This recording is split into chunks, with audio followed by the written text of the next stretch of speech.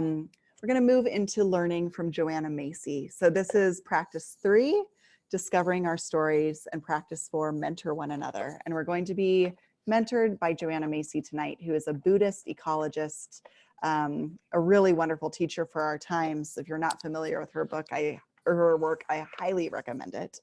So I'm just going to read a few chunks of this to help us guide our process.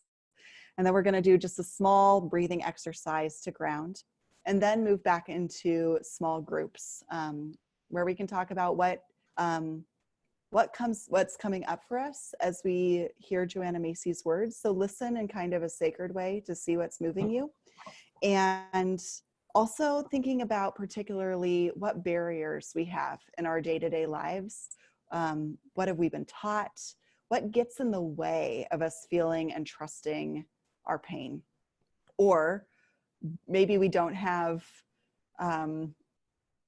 maybe we have feelings about if those tears are really available to us, Susan, if we touch our hearts and could cry, when we do that, and what practices we need around a life where our hearts are already undammed. So thinking about those things. This is a piece of the foreword by Stephanie Kaza, who really, I think, speaks to what we're getting at here. So she says, they're talking about Labor Day weekend in 2006. They were at a rally for climate change. And she says, all of us in that crowd knew the world was in unprecedented danger from global overheating. Yet here we were, turning our despair into hope, our paralysis into action.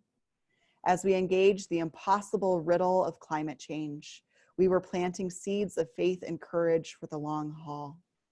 We were responding to the call to act on behalf of the larger whole, the miracle that is this earth, our home.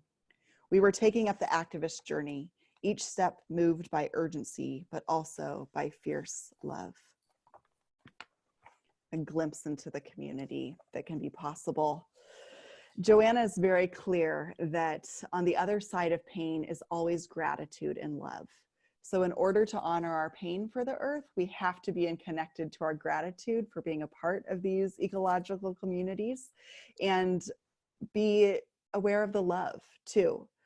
So just remembering that as I go on. When we are fearful, Joanna says, the odds are running against us. It is easy to let the heart and mind go numb, because the perils facing us are so pervasive and yet so often hard to see. I don't know if it's hard to see anymore. She was writing this in the early 2000s. And as we named in our introductions, we all see it now. Maybe not so hard to see, but still, this numbing touches us all. No one is unaffected by it. No one is immune to doubt, denial, or disbelief about the severity of our situation and about our power to change it. Yet, of all the dangers we face, from climate chaos to nuclear warfare, none is so great as the deadening of our response. The numbing of mind and heart is already upon us in the diversions we create for ourselves as individuals and nations, in the fights we pick, the aims we pursue, the stuff we buy. So notice for yourself if that's true. I don't think we can feel the enormity of what is facing us all of the time, but I also feel like we can be aware of when we are distracting ourselves in ways that are blocking us, blocking our response.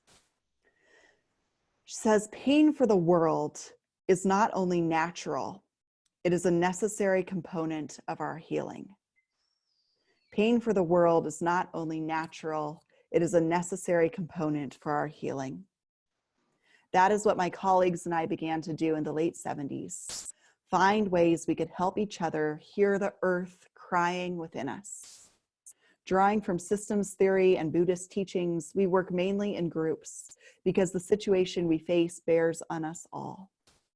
In sharing our innermost responses to the perils of our time, we rediscover our mutual belonging in the web of life and the empowerment it brings to act on its behalf. Despair work was the name first attached to the theory and methods we developed, but over the years, other names have followed, such as deep ecology work and the work that reconnects. Although the work soon expanded to include other stages and features, the owning and honoring of our pain for the world has remained an essential component. Rainforest activist John Seed, a facilitator of this work, explains it in this way. You discover that others aren't afraid of your pain for the world, and you witness theirs. When you can dare to hope something for humanity and for what we can do together, when we unlock our despair, everything else follows. The respect and awe, the love. We're thinking about unlocking our despair tonight. It's another layer. She says, planetary anguish lifts us onto another systemic level where we open to collective experience. It enables us to recognize our profound interconnectedness with all beings. Don't apologize if you cry for the burning of the Amazon or the Appalachian Mountains stripped open for coal. The sorrow, grief, and rage you feel is a measure of your humanity and your evolutionary maturity. As your heart breaks open, there will be room for the world to heal. That is what is happening as we see people honestly confronting the sorrows of our time. And it is an adaptive response. That adaptive response to simply be to be present to our pain. She says, that is why the shift in the sense of self is credible, because we are adapting, emerging as new beings in this time. She says we must learn, as the poet Theodore Roth Key says, I believe my pain. That's all the teaching I'm going to do, friends. So I'll type those up and send them out. I didn't have a chance to do that before this meeting. But we're just going to now be with each other in groups of 3. I think groups of 3 is good. In a group of 6. And talk about, are we present with our pain? What that feels like, how we honor that. And then if that's not true for us, what are the barriers that are in the way of that?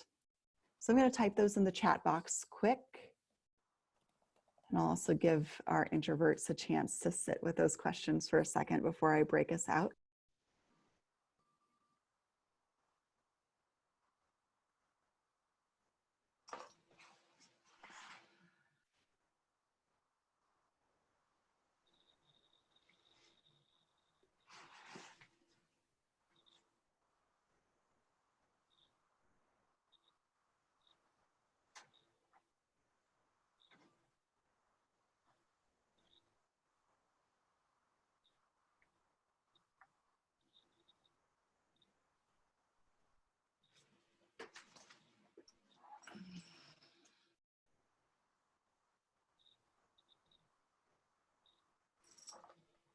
So the chat box again on the right is still available once we go into breakout groups. It is 7:35.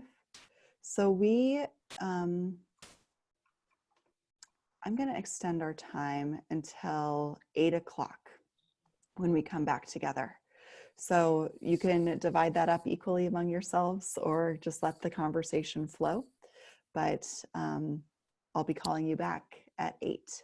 So just trust your own intuition, speak to your own story. So practice number 3, discover our stories and mentoring one another in those stories. And I'm going to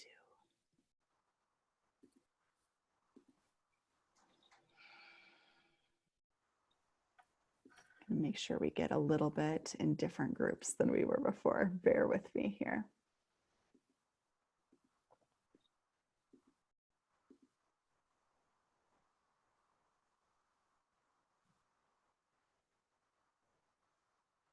Okay.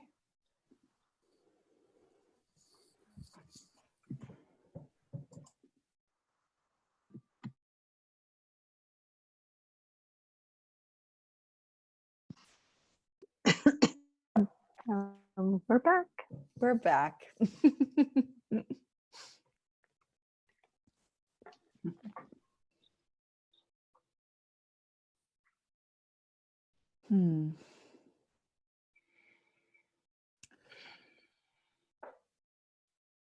I'm really looking forward to hearing about your Mm, climate justice CPE. yeah, So thank you. that's really, I'd love to know more about it as you get into it. Yeah, it's really, I'm kind of going to learn about it as I do it. So, yeah, it's a big experiment to see if I can do it full time. So, yeah. Hello, Kirsten, Ed. Is Robyn, did we lose her? Join us. She Her disappeared. computer was with us, but she was muted and with a blank screen. So Oh, that's too bad. Well, did you two have you had a much longer one-to-one then? yeah, Yeah, it was great. yeah. Good. I need to use the bathroom. I'll be right back. All right, thank you, Ed. Robyn, you're here? We heard that you're having some technical difficulties. I was. I had a really crazy experience. So I could not get. It kept telling me it was entering me into the breakout room. It kept saying this might take a minute, and so I was like, it felt like being in Star Trek, you know, where they're beaming you up, but you get like, beam up, and it just kept telling me that. But then all of a sudden, I realized when I put the phone close to my head, I could hear what was happening in the breakout group. And I was like, oh, it's Kirsten, my good friend, and Ed, who I love. Oh, this is going to be so fun. But I could never get in. And so have you ever said, oh, I wish I could have been a fly on the wall? I was. You were with our conversation, huh? I love these two people. I was like, oh, I'm so excited I get to be with them. And then I was like, oh, I'm so excited they get to know each other. But I was like, well, I kind of shouldn't. I'm kind of listening in and they don't really know I'm here. Should I leave? Well, I know them both very well. I think they'd be okay with it. It's a strange ethical dilemma too. About halfway through, I thought, I wonder if Robyn is for some reason or other just there, but not making So her you presence could see known. something that showed my name or something? Yeah. Well, I feel at least better, because I was like, oh, whoa, could this happen to any of us when we're in Zoom gatherings and we don't know who's listening in? But I feel a little relieved to actually know that you could at least see my name. It had your little tree that said It just the Ecofaith. entire time, it was like, entering Zoom breakout room. This may take a minute. Yeah. Oh, no. Well, Kirsten did say that you were with them in spirit. So you really were, more than spirit. So we have about 7 minutes now, just if there are things that are arising that would be helpful to speak to the whole group, or nuggets that you feel like we should mentor each other in. I'll leave some space. I learned we had a cohort of interns 2 times ago that everyone was a really heavy introvert. And Zoom space with a bunch of introverts it took me a long time to figure out how to do it because no one was so now I know that we leave spaciousness, really let people come into the space. Yeah.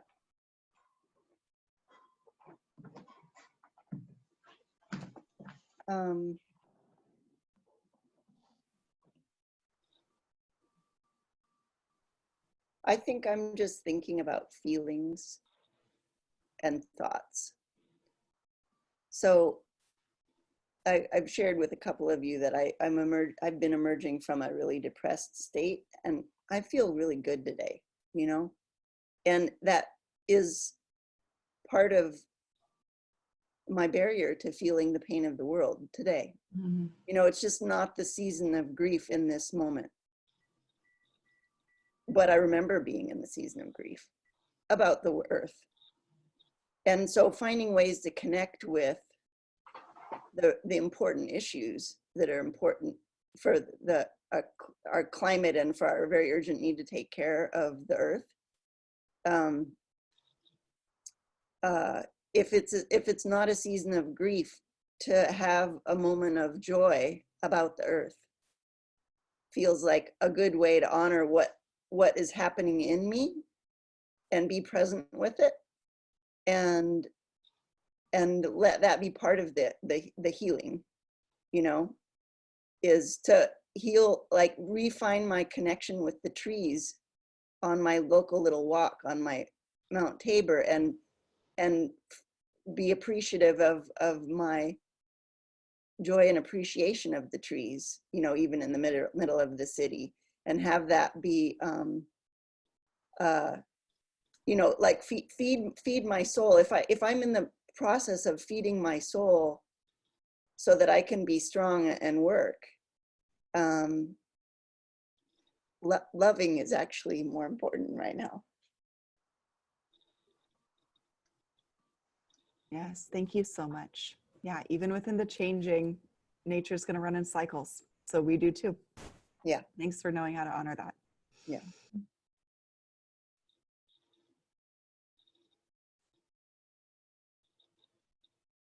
And I've touched on this in some of the smaller conversations, but I think it is important for me, I think probably for all of us, to be able to, it's like to, my colleague and I that I'm doing the grief rituals with, and I talk about river maintenance with grief. It's like we're clearing the way for aliveness and joy, you know, by working through the grief. But it's not like we stay there all the time, you know, that it's important to be able to really feel the aliveness and the joy and the wonder, you know, and to be in relationship with the world and with the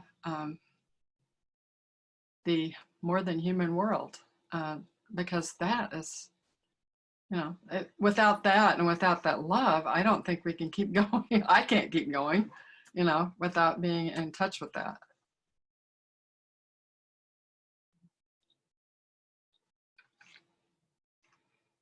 So I don't know what the topic is supposed to be here, but what she just shared today, they announced that they seen how the universe building blocks came together. I don't know if you heard that on public radio. Yeah, these two huge boulders at the edge of the cosmos that they have pictures of, they just more or less melted together. It wasn't a collision that brought all of the matter together. They just melted together. And so it wasn't a violent cosmos, you know, throwing particles everywhere. It just, there's some kind of attraction that put all of this together. And I thought, whoa, isn't that incredible? From the beginning until now of evolution. Yeah. Yeah. Wow, that makes me want to look it up. Me too. Thank you, Ed. And an Asplin truck, which is a tree trimming truck, stopped out in front of my house, and I thought they were thinking about trimming my red oak out in front. And the guy got out of his truck, and he was looking at my tree. He said, "Who trims your tree? It's just wonderful. He's done such a wonderful job of trimming this giant red oak." It's just enormous when you talk about trees giving you life and joy. And I love to look at night at the moon through the branches of that tree in winter. It's just incredible.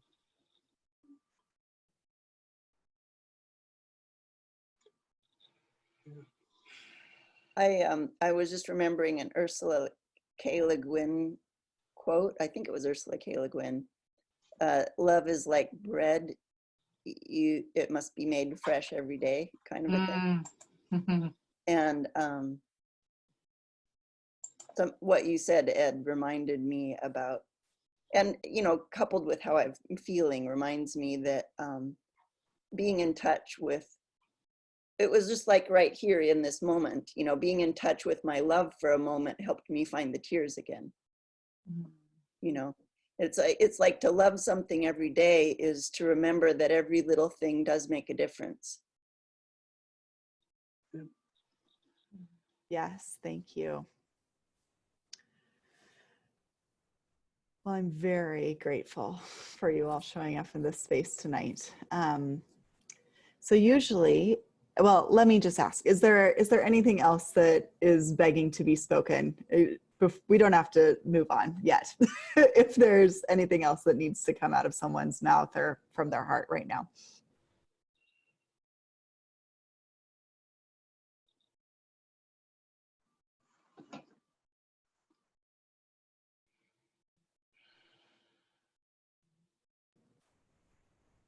All right.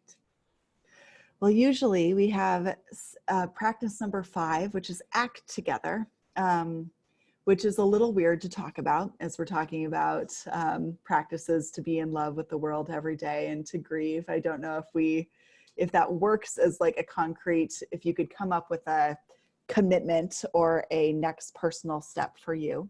But if there was something that arose, I just want to take a minute to say, to just have us embed that in our hearts a little bit. So if there was something that you're like, wow, that's what my next step in this process of the cycle of grief and love for the world is, we could name them out loud to each other, or we could just take a minute of silence with them.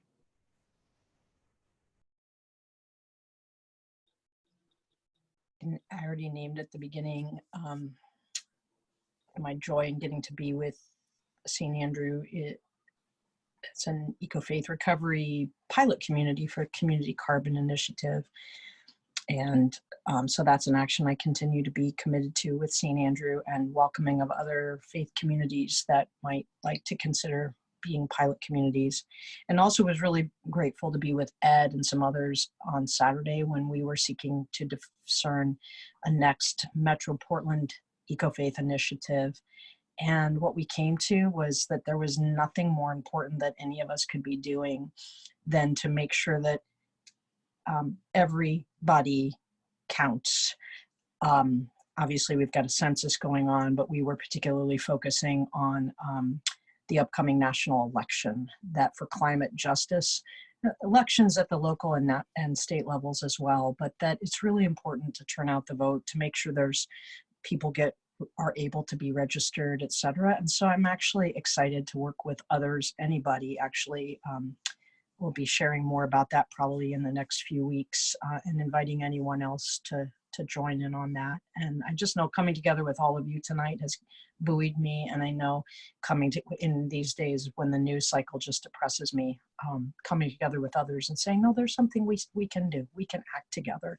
And so there'll be more about that for others who are seeking a way to act with community and with others across the country as well.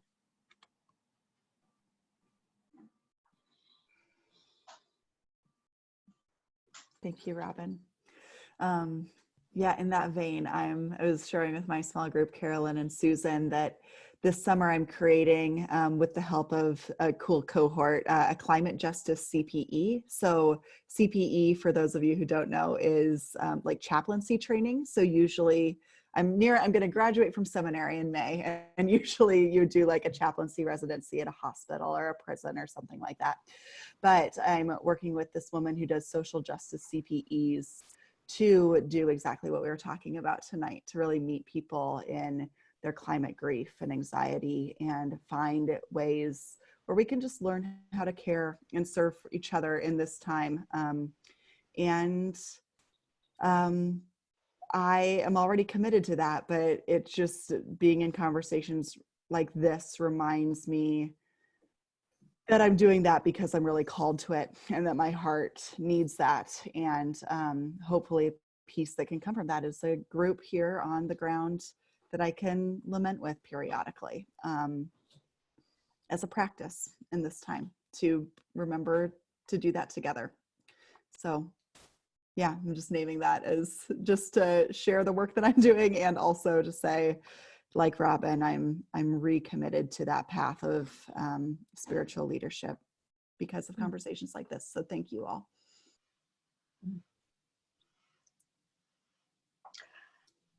I am working with 2 colleagues to put on another Friday night, all day Saturday grief ritual in Portland this time instead of Corvallis. So at the end of April, either the last weekend in April or first weekend in May. So that plus in my own faith community that you use in Corvallis, we're doing kind of every 6 weeks or so doing evening grief rituals. So that's part of what I'm doing moving forward.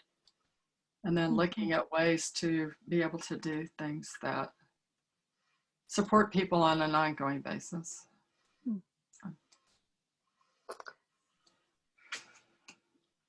I think the thing for me right now is I'm on internship, which is what you do before becoming, before you can be ordained as a pastor.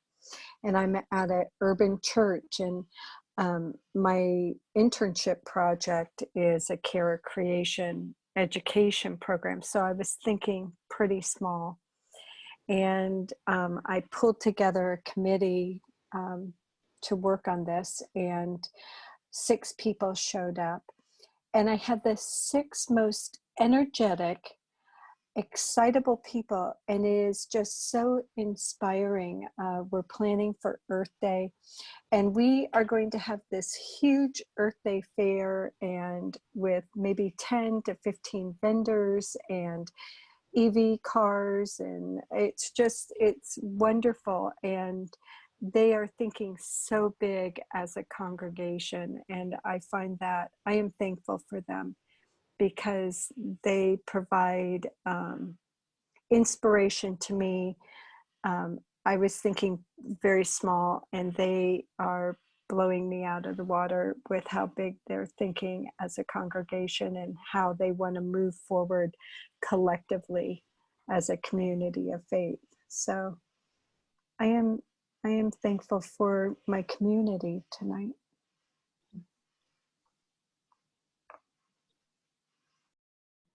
So my action is going to be to look up the campaign of the mayor of Milwaukee. He's campaigning for Kurt Schrader's seat, and he is on fire for eco and social justice. And if I want to give some money to him to help him do that. That's one thing. And the other thing is I want to contact Lou Friedrichs, who is the Senate representative from our area in North Portland, and see if he's on the fence about supporting this cap and trade bill, and urge him to get off of it and support it. So those are 2 things you're helping me write down and be concrete about and do something about.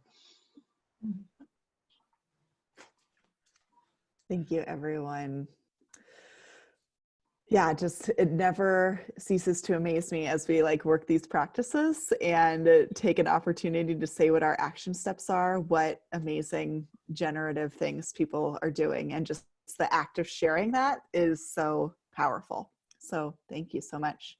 And in that same vein, because we are meeting on Zoom, we don't have a way to pass the hat and really, as an action step, pool our resources to continue Ecofaith's work. Ecofaith is a network of volunteer leaders.